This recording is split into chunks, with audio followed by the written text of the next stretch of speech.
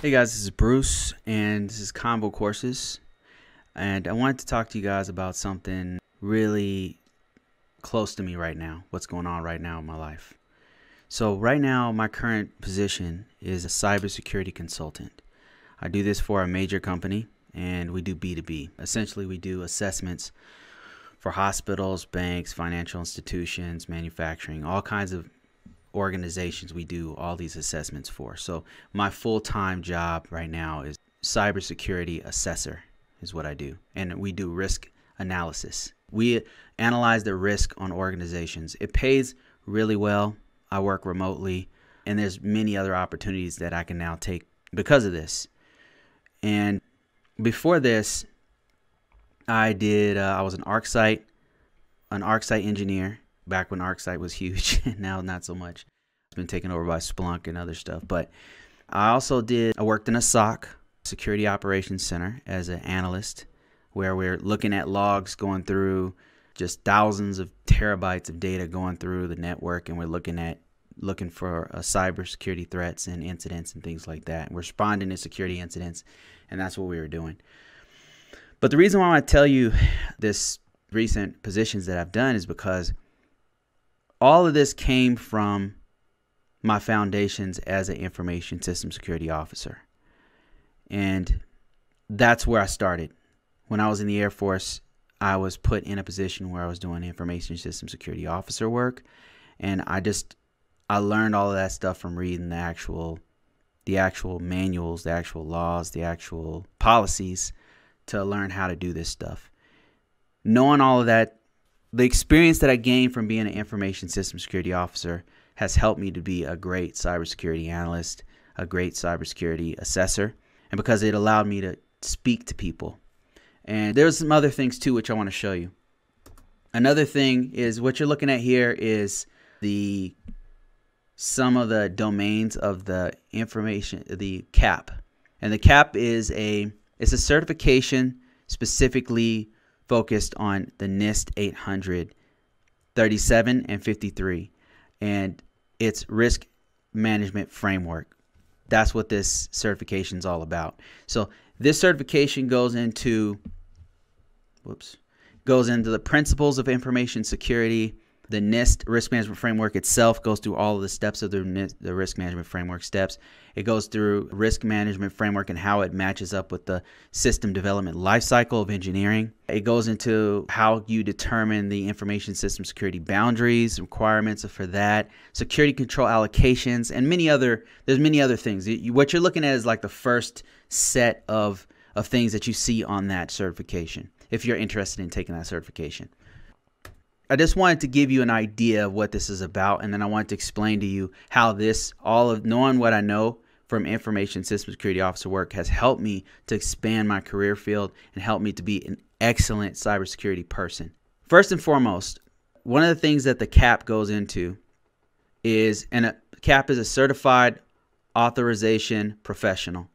One of the things it goes into is the information security principles. And those principles are focused on the security objectives. Security objectives are protecting an organization's confidentiality, integrity, and availability for all their information on those information systems. It's very straightforward and very simple. That's what you're doing, is you're protecting their confidentiality, integrity, and availability. So there's very basic essentials that I learned from being an information system security officer. Some of the stuff took me years to actually really learn it. The thing that you won't see on that test, on the CAP, you'll see this stuff. You'll see what information needs to be protected and how to determine that. How does the organization determine, categorization of the selection of the security controls and what impact levels. You'll go into all that stuff, and all that stuff is really important to know, fundamentals. But the one thing that it taught me that you will not see on any test is how to deal with people as a cybersecurity person. This is something that's completely lost on many information technology people and many of my peers throughout the years, from people who are my mentors doing Unix stuff or networking peers that I had who mentored me, who taught me all this fundamental technical stuff and everything. That's all good and well, but the one thing that goes above and beyond and that was taught to me by information system security officer work in particular was how to deal with people. That's something that is not talked about that really needs to be talked about, because that's your main job in cybersecurity. And that's why a lot of information technology people, particularly the more technical guys, don't like doing cybersecurity, especially the higher level cybersecurity where you're doing what we're talking about, was information system security officer work, where you're coordinating with managers and trying to talk to C-level execs and talking to people who don't necessarily understand IT. And you're talking to different levels of people and you're speaking different languages. And that's why it's difficult. And let me explain. So as an information system security officer, what I quickly was pushed into, first of all, it wasn't 100% technical, right? I'm not talking about routers all day. I'm not talking about why is this router not talking to this switch, or what is port security on this port right here. We got to troubleshoot this and make sure this thing works. That's not what you're doing all day long, right? As an information system security officer, what you're doing is you're trying to ensure that the organization has a proper security posture. What that means is you're concerned with the mission of the organization, what kind of information is being sent or stored or processed, where that information is going, how the organization is protecting that information, that's security controls. And you're making sure that all of that stuff is being done within the guidelines of the organization's own security policy, and that security policy matches with the federal, state, or local laws that need to be abided by. That's what you're doing. That's your job. And the day-to-day looks like meetings. That's what it looks like. Because what I just told you sounds pretty nebulous. I mean, it's a lot of stuff. I didn't tell you, this Cisco router has to talk to this Juniper router. It's very specific, right? When you're doing pure technical IT, it's very, very specific. But what I just told you is a bunch of meetings. That's coordinating with the stakeholders of the organization, because you need to know if you're not the one putting all these security controls on the system. That might be the network team that puts the security controls on the routers and the switches. It's probably going to be a firewall guy or girl who is actually making sure the rules are in place. There's going to be a help desk people who are actually making sure that the virus signatures and the multi-factor authentication is in place and all that kind of stuff. There's so much coordination with all these different parts of the organization. As an information system security officer, you have to make sure that all of these things are happening. So you'll have to have a meeting maybe with the help desk people to make sure multi-factor authentication is being done properly. Or, hey, why do they have these Mac systems on our system? We're only supposed to have Windows 11 or Windows 10 or whatever. When are we going to transition these Windows 7 systems over to a Windows 10 system? Why are they still on this now? And they might come back and say, well, we have to have Windows 7 because whatever, right? They have their own reason. And then you're going to document all of that kind of stuff in the security controls.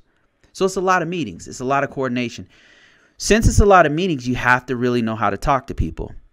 You have to know how to talk to the technical people. When you're talking to technical people, they have a certain jargon. They expect you to know certain things before you come to ask. When you ask them a question, you got to be very specific with them.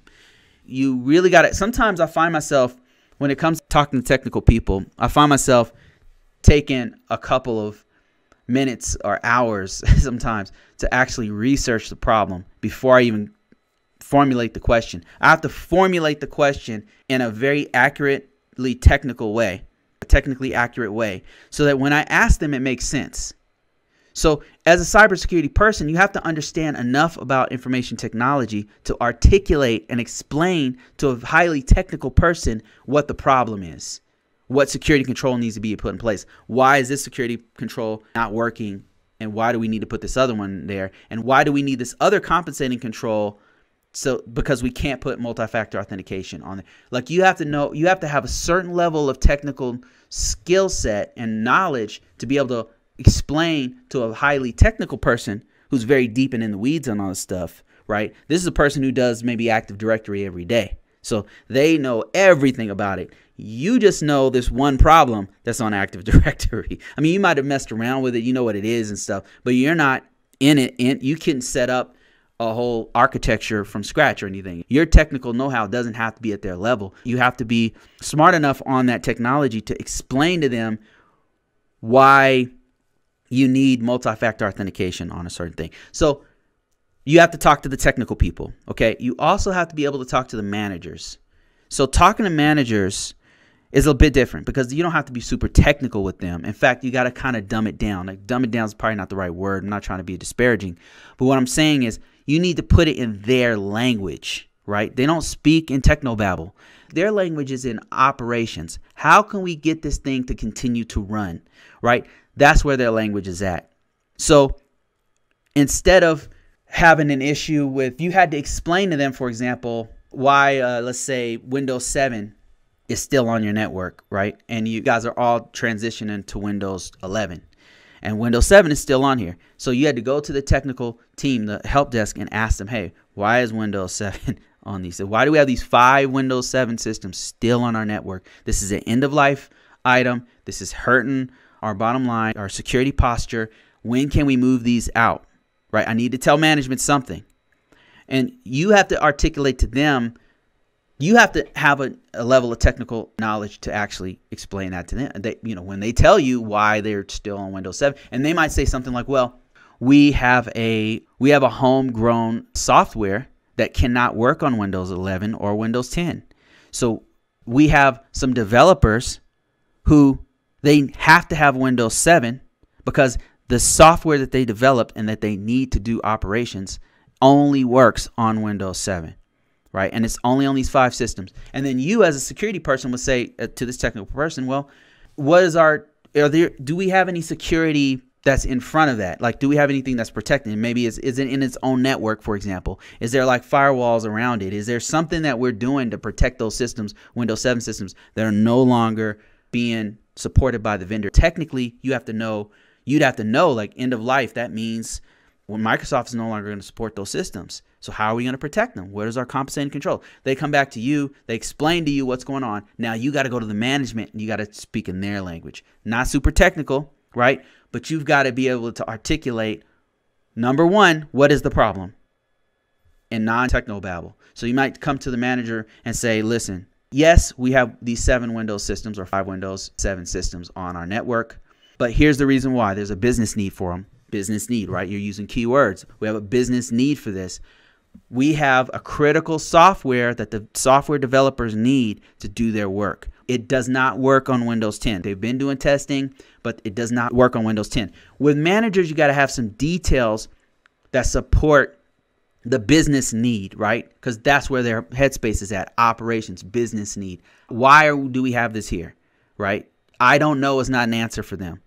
Right? You have to have an answer for them. So that's where you go talk to technical people, you get all these answers. And you're telling them, okay, we have a business need for this. A strong business need. We're trying to test it out and get it on Windows 10, but it's not working out. But we have compensating controls. We have controls in place that make sure these systems, these 7 systems that we have, are still protected. They're on a separate network, right? They only work on that separate network. It doesn't go off. They don't have access to the internet, right? There's 2 or 3 different things that are guarding these systems so that nothing gets in or out, right? We're minimizing the risk to the systems. These are all keywords and stuff that you're using, but you're focused on the operations, the business need of the organization as a whole. So you see how you have to switch? On the one hand, when you're talking to the technical people, it's very specific. It's system level. It's very specific and talking about this one technical issue. Then you got to switch gears and you're talking to a management. And for a manager, you're speaking from the perspective of the operation. You're looking over, objectively looking at this thing as an operational person from their perspective and saying, why do we have this here? And do we have to have it? Are we still trying to protect it? And then another thing is time frames. When can we get this off of our network? Is there a chance that we can? And while it's on our network, how are we protecting it? So you're thinking from the perspective of protecting the organization as a whole, right? Then you want to switch gears. So we talk technical. We communicate with a technical person. We communicate with a management person. We also have to communicate with C-level execs who speak a totally different language than both of them. Sometimes those guys can switch gears right into technical, right into management, but really time is the thing that they have the least amount of. So with them, you want to get straight to the point. You want to give them the executive summary and be ready for any details that they ask. So a lot of times when I talk to C-level execs, I'll have with me, especially on a very complex system, I'll have a team of people with me. I'll have some, if I don't know the firewall stuff, or if take into example of our end of life items, right? If I don't know all the details, the technical details of why we have Windows 7 and what's the software, right? I don't know nothing about the software, but I know that Windows 7 is no longer, it's end of life. I might bring in somebody with me because I don't know all the answers for the software development team. I might have a software developer there who can go, if the C-level exec asks, they'll be able to go into greater detail about why this software doesn't work with Windows 10 and Windows 11, right? So I'm prepared. So C-level exec, the biggest thing is to be prepared. If you have to, practice it a couple times so you're smooth, right? And have answers, because they have to get to the point, right? Have answers all the way down. Technical answers, operational answers, and be ready to tell them, I don't know, but I'll find that out. Do not try to BS a C-level exec. Do not do it. They can sniff it from a mile away. So you want to be very to the point with them. You want to very quickly tell them the technical aspect without getting into too much technical detail. You want to tell them the management side, the operational business need for why, and then that's it. Do you have any questions, sir or ma'am? And then if they have very deep questions, you might have somebody there to help you out. So that was one of the things that I learned from being an information system security officer. All this other stuff is important, right? Knowing what a confidentiality is and integrity, and knowing all the steps of the risk management framework and how to categorize the system and 830. That's essential learning. You have to know that stuff, right? I'm not saying you don't have to learn it. But the main thing that I learned is how to communicate with these different levels of the organization. And because of that, I'm now a cybersecurity consultant. I can talk to financial institutions easily. I can talk to manufacturing institutions. I can talk to, it's all this, because it's all the same. If I'm talking to a technical person, I need to know their language. I'll come with them prepared with exact language on that specific system. If I'm talking to a management person, I know that they're concerned with the operations. They just want to know, okay, what do I have the resources to do this? How long is it going to take? Why do we have this here? Do we have a business need for this thing? And then if I'm talking to a C-level exec, we got to get to the point immediately, and we need to have answers. I'll get straight to the point. I won't go into crazy in the weeds detail that's going to lead us on a wild goose chase.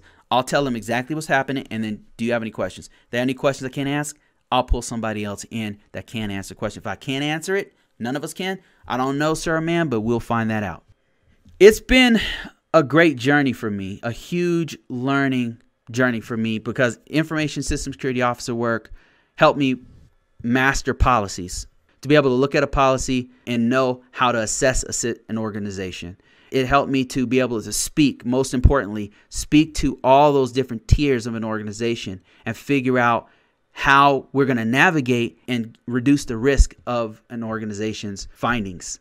So it's really important. Like if you're thinking about if you're on the fence about doing information system security officer work, if you're on the fence about doing security compliance work, let me tell you, the experience that you're going to gain from this is huge, and it can open up. If you're interested in the cybersecurity field, if not, this is probably not for you. Go do firewalls, go do something else, right? But if you're interested in going deeper into this, if you're deeper in having a more holistic understanding of cybersecurity, if this sounds interesting to you and not necessarily all just in the weeds type stuff, then you really want to look into information system security officer work. And if you are interested, check out all the stuff that I have on my channel, ConvoCourses. You can also check out ConvoCourses.com, where I have tons of free stuff. Sign up for free, download some stuff. Every now and then I'll throw out some free random stuff for people, or discounts or whatever for people who watch. But yeah, so that's what I wanted to say, guys. I was thinking about it today and thinking about how important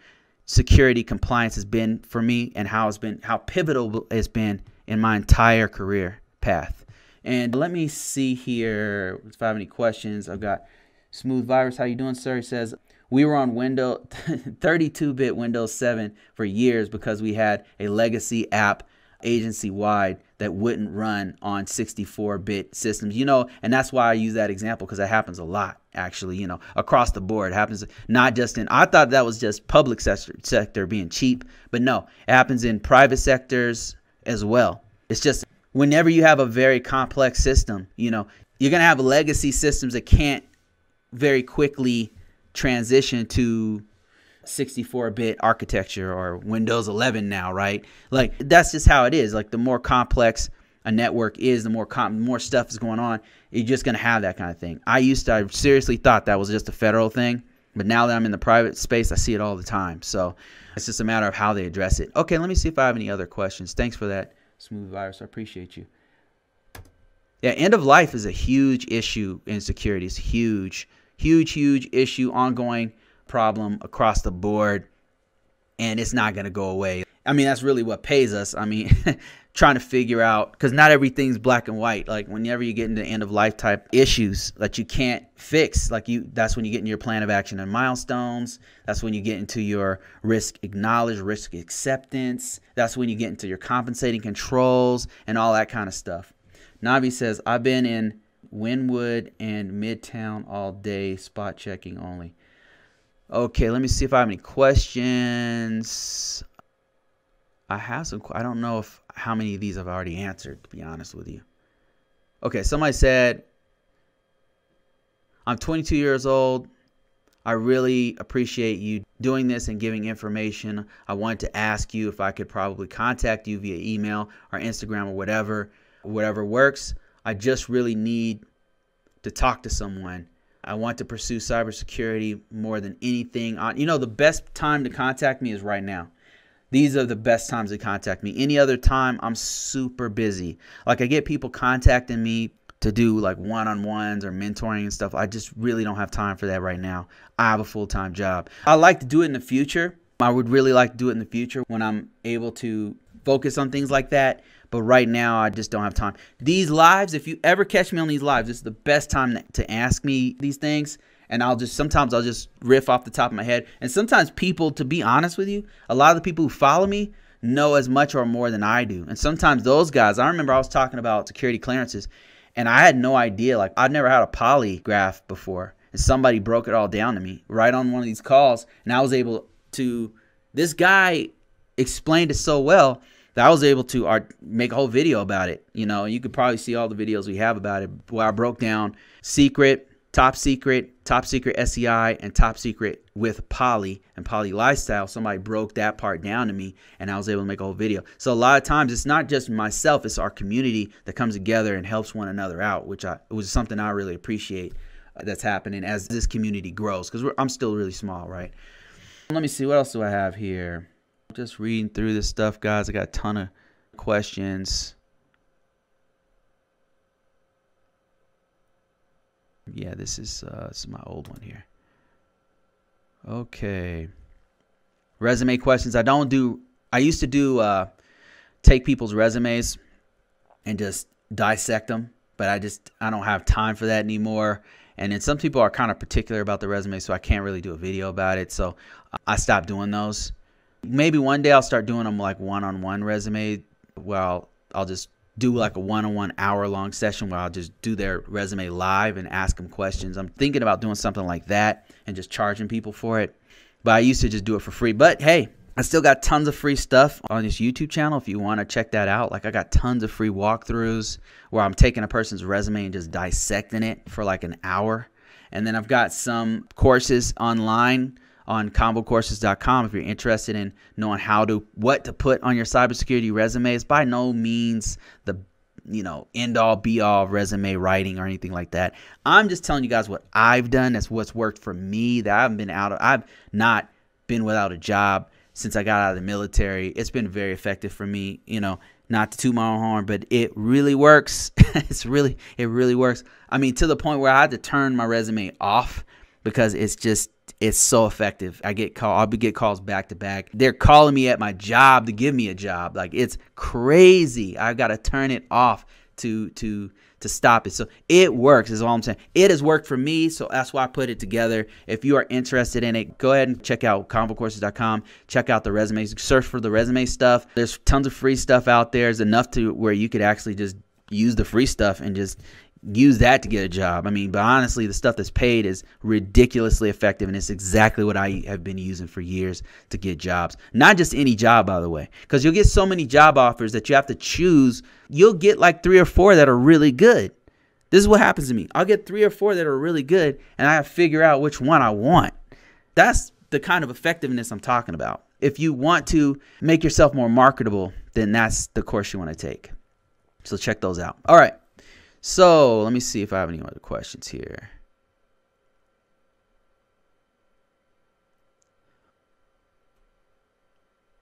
Okay, somebody said, can you tell me the vulnerability remediation times for RA5 and 30 days for high, 90 days for medium, and 180 days for low? I mean, that's about right. I mean, a lot of organizations will come up with their own process of their own time frame for doing those. I've seen organizations say 3 days for criticals or highs and a week for mediums and 90 days for lows. It depends on the organization and what they're doing. So the organization can write their own policy that states this is how we're going to do it, right? So here's the thing. The reason why you can't have it to where everybody has cookie cutter response to this is because every organization has a different impact level for their information. So sometimes what I mean by that is some information, some systems are so important that if it goes down, like if a vulnerability was to take it out, people's lives are in danger, right? So for those systems, it's not going to be 30 days for a high. It's going to be 7. It could be hours. It could literally, I've seen systems. What's the shortest I've seen for critical vulnerabilities? I've seen it for like 48 hours, something like that. Hours. I've seen it down to hours or days, like a few days. I've seen mediums at like 7 days. I've seen them that low before. So it really depends on the organization. Depends on how important the information is. That's why you can't really have a cookie cutter response to your vulnerability remediation process. And an organization should really have their own breakdown of that. You know, and if you have contractors doing it, you would put that in your service level agreement and say, okay, it's going to be 30 days for highs, it's going to be 90 days for this, and 180 days for that. You know, so it really depends on the organization and their security policy. So hope that answers your question. Okay, somebody said, I have this question in an interview. I should explain as an ISSO how to configure an information technology system. I said only make sure that the information system is configured correctly. The organization configuration policy, I only review the policy document, making sure that the compliance is followed. But the interviewer said no. I should explain how I do configuration management on a new information system.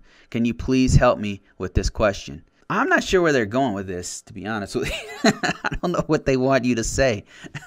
Can you explain configuration management? I can tell you what I would say. I don't know if it will be the right answer for this person who interviewed you, but configuration management, in my experience, has been a team effort. It's not one person show.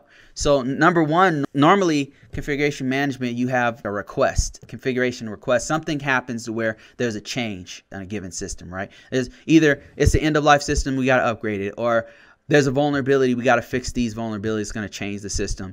Or you have like a configuration request. There's some sort of triggering thing that happens to where you must change the configuration of the system. And so configuration management is something where it's not a ISSO alone thing, right? It's an organizational thing that the organization as a whole has to make this decision. So normally it will go before a board. So the first thing that happens is something triggers this change. Let's say, for the sake of a specific example, that we have configuration change, right? Let's say, like in our example of Windows 7, we have a Windows 7 Windows 7 systems, right? And those 7 Windows 7 systems have to be upgraded because Microsoft no longer supports those systems. That's our change. That's our configuration. That's our change request, that we have to change these 7 systems, right? So something triggers it. Then usually you go to like a technical board, right? You go before a board of people, like you'll have stakeholders. You'll have your technical guys there who's going to do the work on it. They're critical. They have to be there. You'll have a manager who's going to make sure that everything is done on time and properly. You might have a program manager. Those guys that literally track everything that's going on, and it's based off like a Gantt chart and stuff. Well, it's based on time frames and dependencies and all that kind of stuff. But they're kind of rustling, pulling everybody together and stuff like that. So sometimes they're leading the meeting. Then you have like upper level managers. And these guys, they just kind of hang around on the call and listen in and make sure, okay, what's going on? All right, cool, you know. So it's a team effort. Everybody comes. You have sometimes what's called a configuration, a CAB, or a configuration advisory board, and everybody's getting together. All these minds are getting together, and they're explaining what's going to happen, when it's going to happen, how it's going to happen, and then the testing. Was testing successful? Was it not successful? Like that, right? So configuration management, from my experience, has been a team effort, and it goes to a CAB, and then the decision is made on if it'll happen at all, right? And then in the next meeting, they're like, okay, where are you at? Did you guys already change this part? Did you guys already do the testing? How'd the testing go? Was it good? It was good. It was great. Okay, the next meeting will be, okay, now we've already implemented this thing and it's working on all the systems. All the systems are upgraded. We did have this or that problem, so we might have to revert these back to Windows 7 for a bit until we resolve this problem. So configuration management is something that happens with the organization as a whole. It's not something that you would do by yourself. And you said that I explained that the ISSO, as an ISSO, how to configure an information system. I said I only make sure the information system is configured correctly. So what I would have said is, me as an ISSO, I'm a part of the team. I'm a stakeholder in the team. So what I'm doing is making sure when I'm listening in on, say, the configuration, so we're updating Windows 7, I just want to make sure that all the security controls are in place. Well, are the security controls in place? Like, is everything good? Like, yes, I want to make sure that the system works, but my focus is on, are the security controls there? When we move from Windows 7 to Windows 10, when we do a scan, like, I'm going to be concerned with, do we do a scan before and after? Do we do a scan before? What are the vulnerabilities on it before? Okay, now that it's on a Windows 11 or Windows 10 or whatever, now let's do another scan. Let's look at the scan here. Let me look at the scan here and look at the scan before. Make sure that all the security controls are being met. I'm focused on that, right? And if I'm the person putting the security controls in, still same. I would have said something like that just to let them know, hey, I've been involved with the process before, and in my experience, that's what we do. We focus on the security features of the system when it's going to change. I'm focused on the business impact analysis. What is the impact of the controls? When we put the controls on, does it affect the business? Can we still put the controls on there? And if not, can we put compensating controls on there? Like, what can we do to protect this system? That's my main focus as an ISSO when I'm sitting in these configuration management meetings. That's what I would have said. I hope that helps. Okay, let me see if there's any other questions. Somebody said configuration. Okay, I don't understand the context of this particular question, so I'll skip this one. Said, what exactly do you mean when you say that you want it to be more technical? Okay, I think I remember this one. Okay, let me give you some context. This was a podcast I did of security compliance therapy session where I was talking about how to handle difficult customers and like how stressful cybersecurity gets and how I do to kind of not stress myself out doing this job. I've always wanted to be, well, in the beginning of my career, I wanted to be a little bit more technical. I didn't want to be doing documents, which is what I thought risk management framework mostly was. It's a lot of documentation, that's true, but really it's a lot of meetings. It's a lot of coordination and meetings and things like that. I wouldn't say it wasn't technical at all. You do have to have some kind of know-how, some kind of knowledge of what you're talking about when it comes to information technology. When I said I wanted to be more technical, I meant I wanted to be like a network guy or something. I wanted to do, and which I did. I wanted to be like, and which I did in these things in my career, but there's just a few things that like changed my mind over the years about being more technical. My main thing was I wanted to do network engineering, which I did, by the way. I did that for some time. And other technical things that I do, I would say cybersecurity analysis is pretty technical. Cybersecurity analysis at SOC was very technical. I was the main ArcSite engineer at this site. That was also very technical, and did some database stuff for that. And what I meant was that that's the kind of stuff I wanted to do. But as I gotten older and more experienced in this, I just noticed that there's a couple issues with being more technical and just doing nothing but technical stuff. Number one, like, it's constantly changing. Like, it's drastically changing almost probably every 6 months. There's a huge change and you got to stay on top of it. That's one thing. Sometimes it changes so dramatically that you literally have to take certifications completely over again. That, yes, I mean, not sometimes, all the time. As I've gotten older, the excitement isn't there anymore. Now it's a job. It feels like more like a job to me now. Policies don't change as fast. So if you just need to know laws or policies or anything like that, those take years to change. They'll stay the same for decades sometimes. Like, they don't change. And fundamentally, it's all the same. Like, I can, because I know risk management framework, I can do Sarbanes-Oxley, which is the banking's equivalent of risk management framework. I could do PCI compliance, which is the credit card industry's answer to risk management framework. I can do international, which is information ISO 27001. I could do that too. All of those things all line up. They all have best business practices for security, best security practices. They don't change much. They're fundamentally the same unless a drastically new technology is introduced into your environment, like cloud or blockchain or something like that. Those will have a completely new set of security features that you need to learn. But, you know, how often does that happen, that you have a completely new features on your organization come in? You know, so for me, it used to be I want to be more technical. Now I'm kind of like, yeah, you know, I mean, I'll keep up with everything I need to know, but I'm not as ate up about it anymore.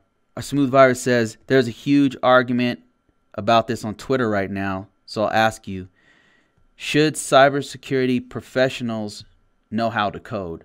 I mean, it depends on the job. I mean, cybersecurity professionals is a huge field. Like, to say all of us should code is, I think, is a ridiculous thing to say, because just my personal opinion about it. I think it's ridiculous because not all of us need to code. I do not need to code. Like, I don't need to. Do I know how to code? I do. I wrote my own program for fun. You know, I'm a geek. I did it for fun. I don't. No, I don't think everybody should know how to code. That's ridiculous. That's implying that every cybersecurity person should be like a hacker or something, which is not true. So cybersecurity field, in my opinion, is huge. You got policy wonks, you know, like people like myself, who just look at policy. I don't need to know how to code to know an organization's security policy. I need to read their security policy for that. If they need somebody to evaluate code, then hire a guy who does that. That's what I would say. Hire a professional dude, a security dev that does that. I mean, actually, at the organization I work for, that's what they do. They don't expect me necessarily to go and do that. They'll hire a dude who does know it. And then what they'll do sometimes is they'll train us internally to do it if we want. And it's like, hey, do you want to learn how to do this? We'll teach you. Send you to school. We'll get you certifications. We'll get you this and that. And then if you don't want it, they've got cloud stuff that we can do. They've got, you know, all kinds of different avenues we can go in. But does everybody need to know this? No, absolutely not. Absolutely not. The cybersecurity field is huge. You got cryptographers, right? They probably need to know how to code. I don't know. They need to know math. That's like saying everybody needs to know everything that cryptographers do. They need to know some crazy math. Cryptography guys. You got people who do policy, risk management framework, policy type people. They don't need to know how to code. You got pen testers. They probably need to know some kind of Python or something, right? They need to know something about programming, or at very least how to go into command line and do something there, right? It's very helpful for them. But no, I don't think that everybody needs to know how to code. It's extremely helpful. I don't taught myself how to code because I wanted to write an app. I've been in this field for 20 years. I make crazy money. I've helped multiple gigantic organizations. I'm not saying this to toot my own horn or anything, but I'm just saying I haven't known how to code for most of that time. Right? I mean, I think I went to school and they taught it. I couldn't like sit down and write C++ code, right? I mean, I went to school and I learned how to do like HTML, basic stuff, basic stuff. But to this day, if I'm writing an HTML page, if I'm fixing something on my website, I've got to Google how to freaking put a link on my on my page. I just don't remember how to do it. I just don't do that every day, you know? So no, that's just my opinion. You don't have to know how to code. But hey, it's just such a huge field that there's room for people who know how to code and people who do not know how to code. There's many different categories in cybersecurity that don't need it. So just my opinion.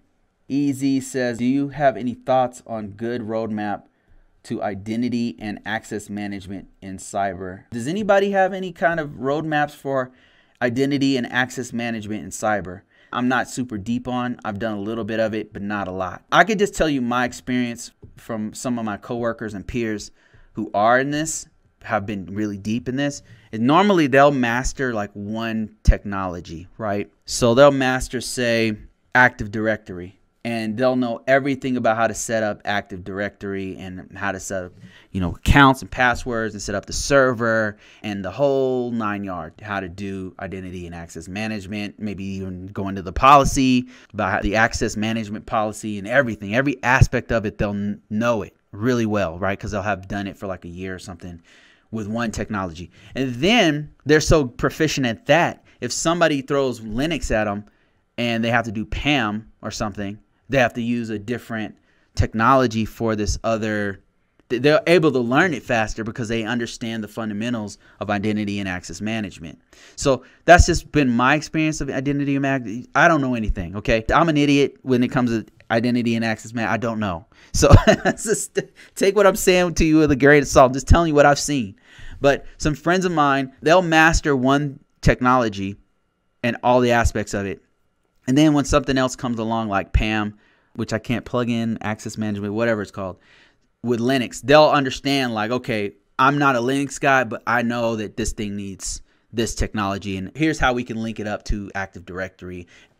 Tell me in the comments below, please give me your insight. If you happen to be an identity and access management person, enlighten me, educate me. I love learning. Educate me on what is a roadmap to getting into identity and access management. We would love to know that. Put it in the comments below. Teach us all something. Okay, let me see if I have any other questions before I let everybody go. Okay, I got a couple things about SCA course. Interested in both SCA and continuous monitoring course. It sounds like the requester was confusing the SCA with the validator. And where do you go to a career? Okay.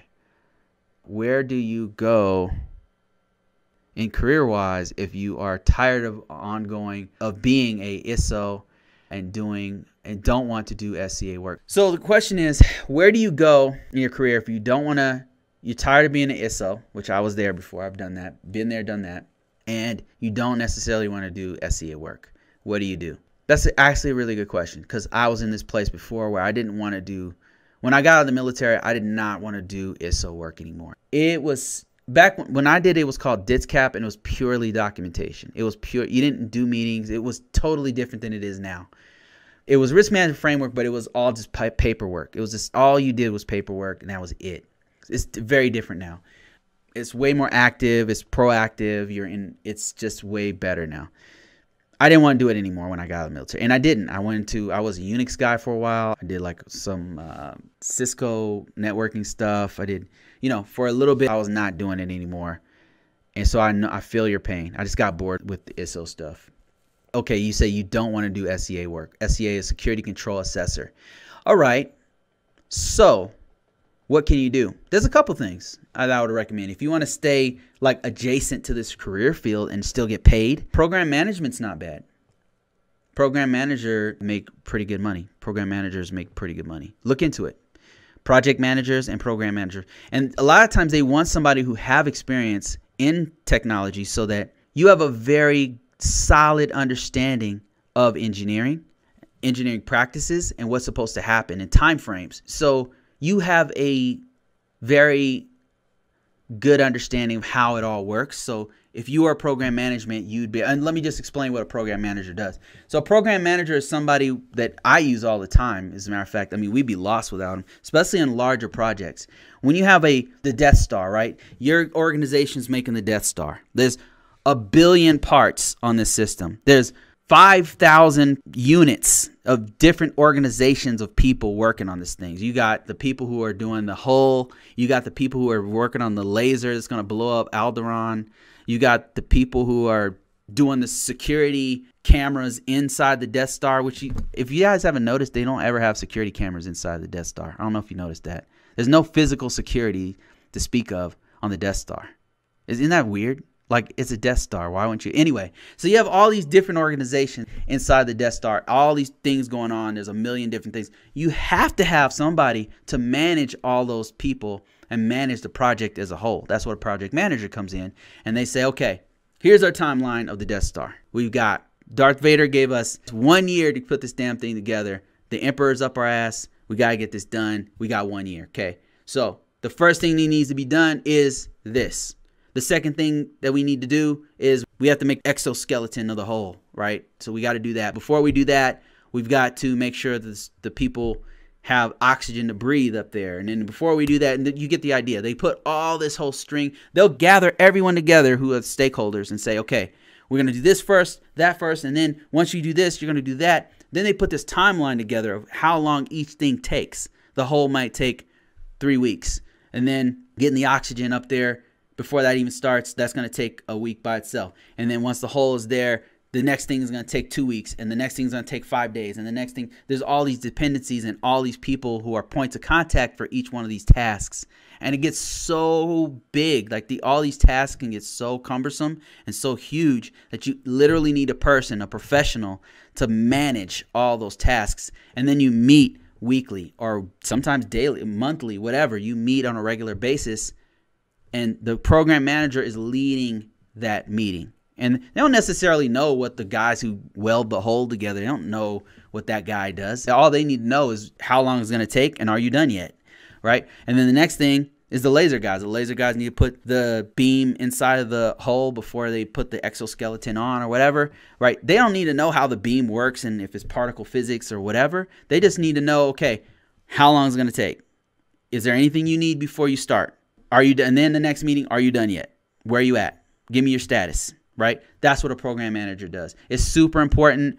The larger, especially on like weapon systems or like if you have important data, like it gets super complicated. So there's so many different moving parts. You have to have a program manager. That job pays pretty good. That's one thing that I would highly suggest if you're interested in it. It's not super technical, but it's something that you should probably look into if you want to continue to make the kind of money that an ISSO or an SEA works. It makes pretty close. If sometimes it even makes more. So that's something I would seriously consider. I think that's it, guys. I appreciate you guys. Navi, I see your question here. I don't have an answer. That's why I didn't read it. But thank you guys so much for showing up. I'm going to try to do these on a more regular basis. I just have so much stuff going on with life that I just have not been able to do these like I normally do. And I would like to do more of these because, I like doing them. So, all right, guys, that's it for this one.